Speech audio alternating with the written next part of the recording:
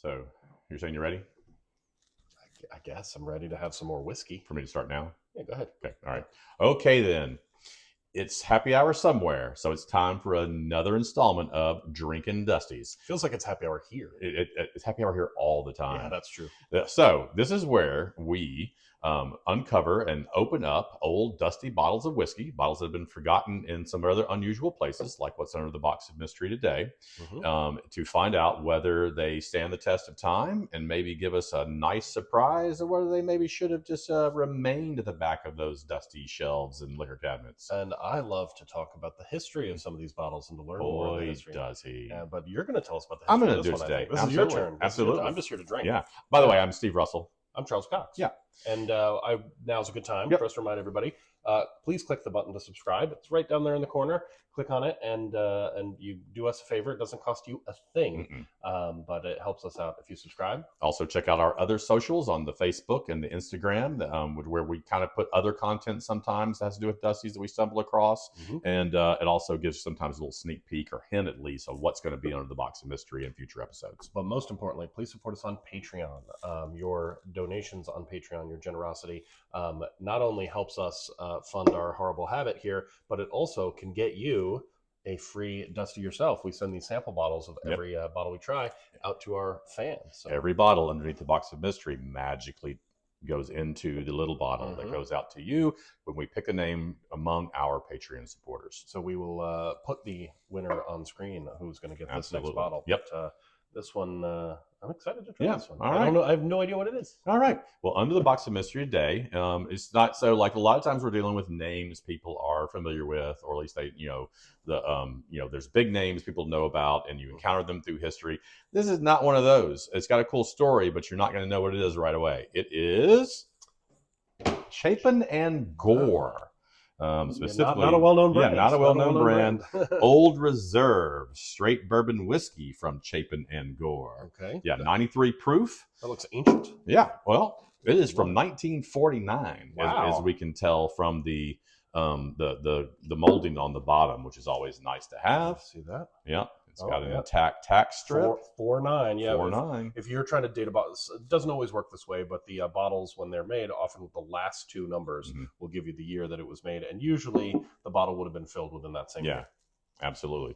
So, and we can go back to that era here because it's one of those that still had the federal law forbids refilling of it, kind of embossing on the back. Yeah. So that narrows down the range right there. But the molding on the bottom just straight up tells us it's from 1949, which makes sense given the history of this bottle. I would love to hear Should more I share about some the history of this the bottle, Steve. Okay. I'm admiring this old tack stamp. That tack stamp is cool. Yeah, it is cool. And intact, pointing out, still intact. Yeah. And I like, it's a classy looking bottle, right? Yeah. The white label and the nice logo and Old Reserve and the script.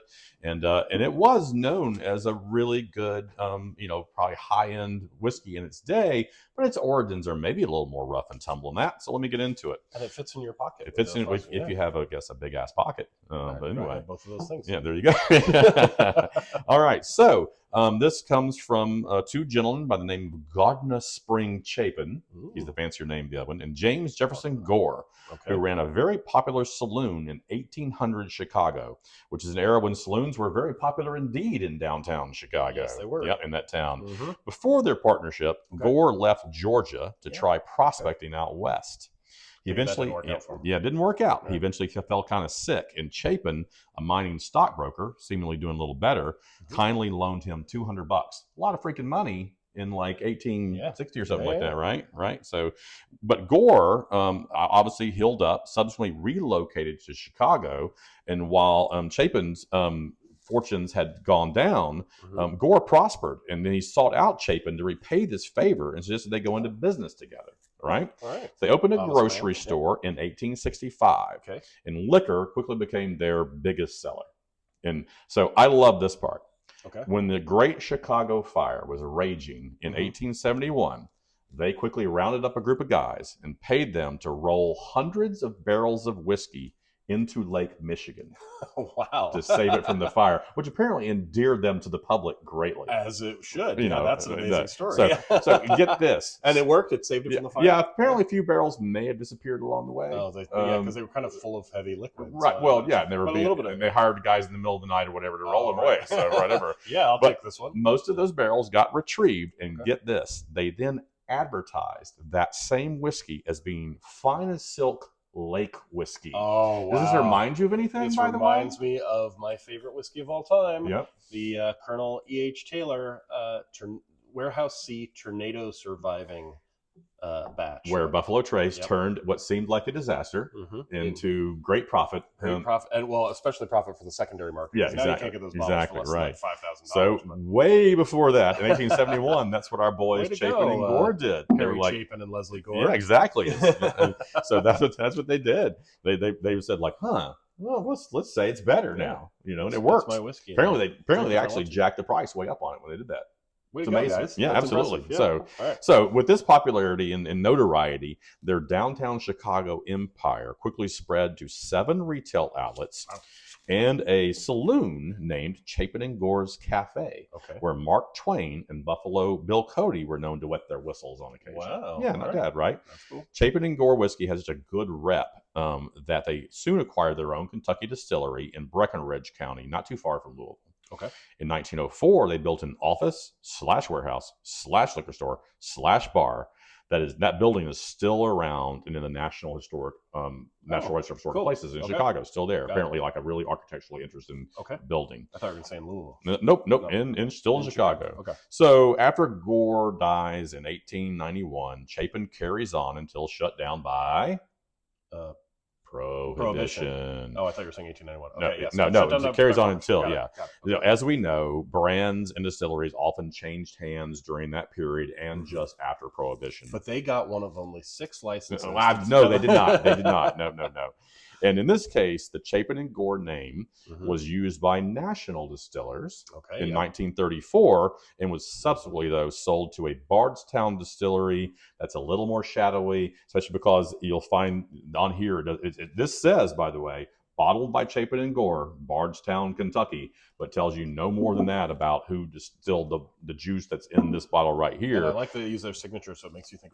Who knows whether that was even their signature? Who knows if that was even their signature? Right? They were dead by then anyway. But there is some speculation online, even from an ancestor of somebody who worked at the Shinley Industries distillery. You mean a descendant? A descendant of somebody who worked in that era in the 40s in a Shinley distillery in Bardstown, that they think this was made at the Shinley Industries, which we know that building actually, we've recently learned that exists there. We were right by there, and we just learned in a recent episode that Shinley whiskey can be fantastic. So this is not from 1949, which is definitely after National Distillers had passed it on to somebody in Bardstown. Right. It's probably from that Shinley one. Probably. So I gotta say, I'm kind of excited to try it, just because I think it is really a mystery. We know at one time that they were known for making really good whiskey. Who knows what that meant in 1890? Right. And that kind of thing. So it's supposed to be good whiskey, but who knows what it was by the time it changes hands a couple times, and really the name is just what's being used by the late 1940s. This is actually my favorite part of drinking Dusty's. Yes, it's amazing when we discover some bottles that we got a sense were good, like the Old Forester or the Old Grandad, that turned out to be great. But when we have a bottle that we literally knew nothing about before we saw it, we just decided, like, hey, let's try this. Okay. Those are my favorites. Yep. All right. So I think it's time to drink that Dusty. All right. I'm going to do it. I'm kind of excited about this. I'm going to do it. All right. I'll get the glasses. All right. Let's just pause to know this is 76 years ago that this went into the bottle. And it's been safe ever since until today. Exactly. All right. But now... Oh boy! Wow! We didn't need the pliers, but it's cork. It's got a cork. Look, the cork's still damp. Yeah. Wow. Cork smells good. Doesn't smell skunky at all. All right. There is cork residue on the inside, but you would expect that. Yeah. You want to have first sniff? I will. Okay. Smells like nothing whiskey. Skunky. That smells like bourbon. Yeah. All right. Let's pour it. Okay. And I'll tell a little bit about what was going on 73 years ago in 1949. 1949 was the year my mom was born. So no, really good. So wow. We'll drink this to my mom. Absolutely, we will. I know she would enjoy it. Okay, let's let it breathe. Let's take a sniff first, I guess. I already did. It smells great. It does smell good. You gave yourself a very healthy pour there, Steve. Oh, did I now? Well, see, when you use that little glass, I feel like the scale throws me off. And if you use a man's glass, like Glenn Campbell here. Well, my Glencairn helps focus in the aroma. So this is why I'm always able to give actual tasting notes, where Steve's just like, smells like bourbon. It helps focus in the man. I love color. It looks like it just has a nice copper color. Nice copper color. Not very copper. It's hardly like any legs at all, by the way. Hardly any legs at all, but it has a nice color. Legs are meaningless. Yeah. I know, but I like the look of it. It's got a little bit of a burn on the nose, but not too bad. Definitely sweet. Okay. Definitely a caramel. While let it breathe a little bit, I'm going to give you what was going down in 1949. Okay, world events. Okay. Harry S. Truman is sworn in for his second term as U.S. president, despite a Chicago newspaper having declared that Dewey defeats Truman in a huge headline back on Election Day a few months before. That's right.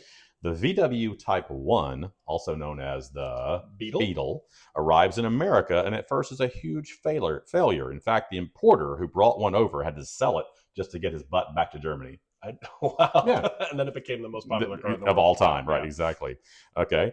The Republic of Ireland formally becomes a republic and leaves the British Commonwealth, and that turned out fine. Yeah, and they didn't have any issues with that. No issues with that. Just kind of like a change, like a shake of hands and a little bit of paperwork. Fare thee well. Fare thee well. Yeah. Good luck to you. And the Soviet Union lifts the blockade of Berlin. Yes. In movies, big at the box office are two very different looks back at World War II, which hadn't been over that long at that time. Recently. Sands of Iwo Jima, starring John Wayne, and screwball comedy I Was a Male War Bride. Little different takes on the era. Very different. Yeah. In TV, TV is actually a thing. Barely in 1949. Barely. Yeah. But you get the Lone Ranger debuting on ABC, and Bozo the Clown premieres. So speaking of Lone Ranger, I heard a rumor that Tonto. Yeah. That I think is that Spanish for stupid? That was they were buddies. They had nicknames each other. Right. And Tonto called Lone Ranger Kimosabi, which apparently meant horse's ass. It means I've heard that part before. But they were buddies, so it's okay. They just ribbed each other. So in music, two top songs of the year are songs I actually know and have been remade many times. That Lucky Old Son by Frankie Lane, later redone by Jerry Lee Lewis, among others. Oh, all right. And then Riders in the Sky by Vaughn Monroe. Great song that was later redone by... Riders in the Sky was, you got me. Johnny Cash. Oh, of course. You mentioned that to me the other day. Yes, we just listened to it. And then, after that, the Outlaws. Yeah. Southern rock band, the Outlaws. And in sports, I'm going to give you one note because this is kind of cool. I was confused thinking Riders on the Storm. Sorry about that. In sports, the Basketball Association of America and the National Basketball League finalized the merger that will eventually become the NBA. Yeah, two super clunky names. NBA is much better. Yeah. So anyway. Works much better. Yep. All right. And 1949, the Cubs won the World Series that year, right? No, I'm kidding. That was like that was still no. That's a joke at the expense of our Chicago friends. Yes. Sorry, guys. For those who may have been drawn here for this. All right, I'm gonna take a little sip. Already? Mm-hmm.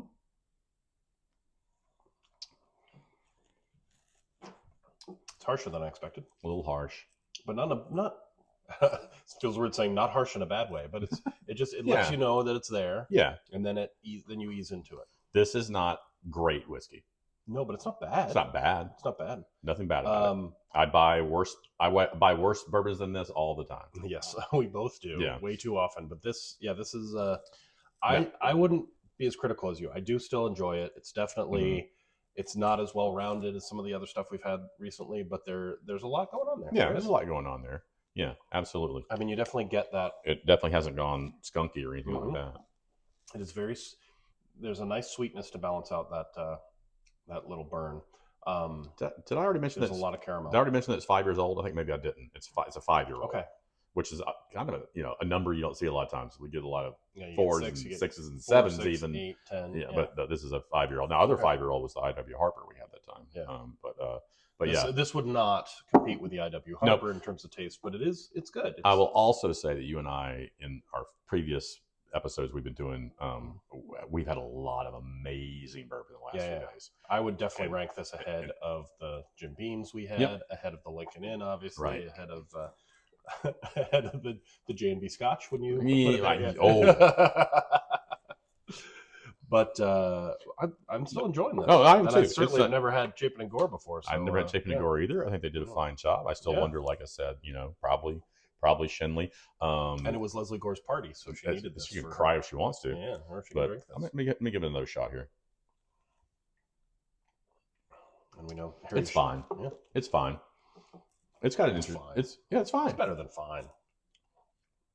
But it is definitely, there's not a lot going on. Not a lot going on. You're not going to sit and talk about that. I mean, it does linger, but it's not lingering with any sort of nuance of flavor. It's just it's perfectly drinkable. Mm-hmm. It's not quite as mellow as some of the lower. This is a 93 proof, so it's getting up there a little bit for that era, especially for that era. Well, that's why you get a little bit of burn. So we get a little burn. That burn's not unpleasant. I'm getting a little bit of Kentucky hug.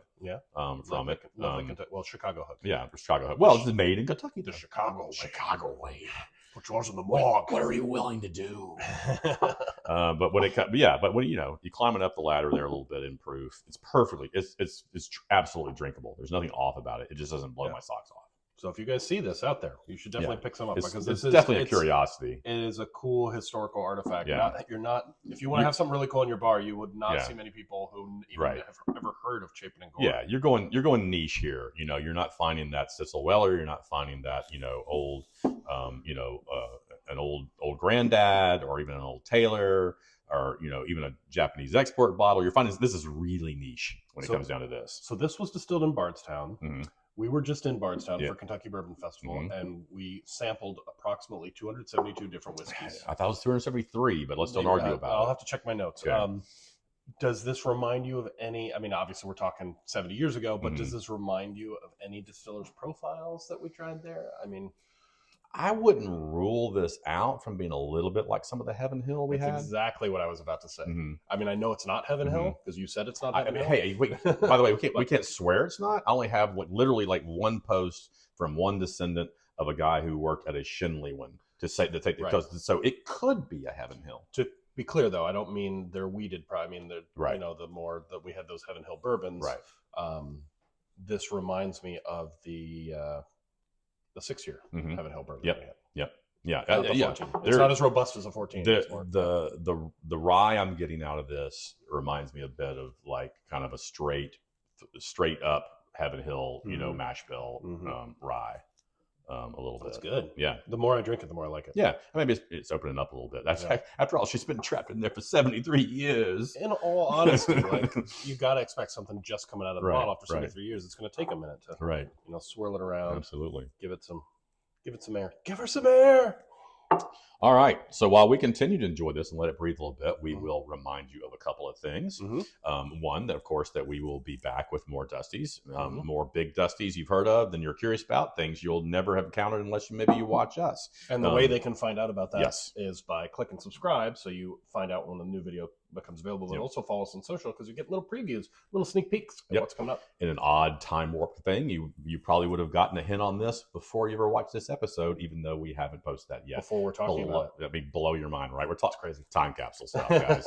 Don't worry. It's time travel. Don't think about it too much. This is a liquid time capsule. It's a liquid time capsule. That's appropriate. Absolutely. And please support us on Patreon so we can send you some of this to try yourself. We can send you a little bottle just like this that'll have that in it, and you get to try it, and then you can shoot us an email, shoot us a note on the interwebs letting us know what you think. Maybe you'll like it more. Absolutely. I mean, it's definitely a cool thing to have up on your bar, to see that label. Everybody's like, what the heck is that? Yeah, I've never heard of Chapin. Chapin and Leslie Gore. I've seen it in half pints too, by the way. A couple of places. This is a full pint, but I saw one listing on Unicorn for half pints one time. But anyway, Unicorn, that's the Unicorn auction site. Unicorn auction site, kind of the biggest auction site for both new and Dusties. Cool. But all right, guys. So like I said, come back, more great stories. And in the meanwhile, keep it dusty. But open them. But open them. Yeah, we're working on that. We're workshopping that. We're going to come up with a new one. All right. Cheers. Skull. Chicago way. Well, Kentucky. Chicago way. I just love the idea of like this, all the saloons. It must have been wild, late 1800s Oh, in yeah. Chicago. It's just got to be Isn't crazy. that? Sorry, I should remember Eric Larson's great book on the murders going on during the World's Fair in Chicago. Yeah, what was that? I forget. Devil in the White City. Okay, yeah. Wasn't that in the 1800s? I think so. Yeah, sure. I mean, it was just But like I think, bedlam of I think they just slaughterhouses had, and like they had streets full of saloons full of people. Yeah. I think and everybody either worked for the railroad or in a slaughterhouse. Yeah, unlike now, Chicago was a drinking town back then. Mm-hmm. Still a drinking town. Even more so back then. But that's that's cool. Yeah. I love. So they didn't get to see the back here. Oh, right. But I love how it talks about how this is it is a whiskey for connoisseurs when consumed neat. In Manhattan's old fashions, not old fashions. Maybe that's why they used to say it. I have no idea. And other mixed drinks, it confers rare character. You are a rare character, sir. That's a good character. Yeah, no, this is. It said it's made in the old-fashioned, slow, costly way. That means past a year. Yeah, exactly. Since 1865, they've set the standard for quality Kentucky bourbon. Yeah. So really cool. Yeah. Really cool. Enjoyed it. See you next time, guys.